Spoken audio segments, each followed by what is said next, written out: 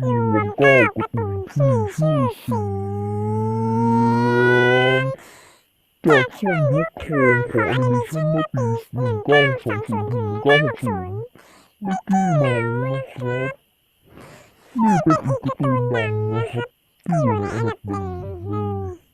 เนื่องจากว่ามิกกี้เมาส์นะครับเคยสร้างกระแสหนักนะครับคือสร้างจากไทยอันดับที่สองนะครับบัคบันนี่ไม่ต้องพูดเยอะนะครับพีเตอร์นะครับอยู่ในอันดับที่สามพีเตอร์ที่ชอบอยู่แล้วนะครับสำหรับผมนะครับเพราะว่าเนื่องจากความน่ารักนะครับแล้วมันก็ยังอยู่ในอันดับสามของตัวการ์ตูนที่มีชื่อเสียงพวกนี้ใครที่รู้จักคืออายุก็น่าจะเยอะเขาคือป๊อปอายนั่นเองนะครับผู้ที่แบบผักโขนไฟปุ๊บมันจะทิ้งเลยต่อไปโดนันดักชื่อโดนันทำเลย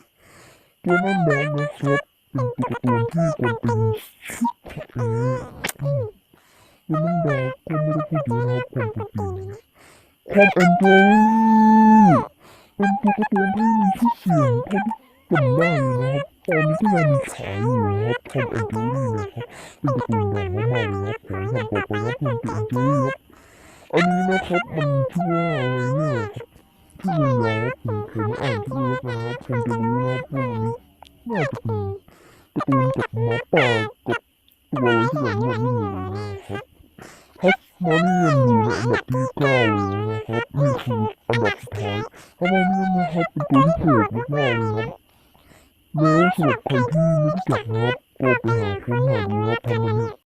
ถ้าชอบอย่าลืมกดไลค์กดแชร์กด Subscribe ให้ช่องผมด้วยนะครับสำหรับวันนี้ไปแล้วครับผม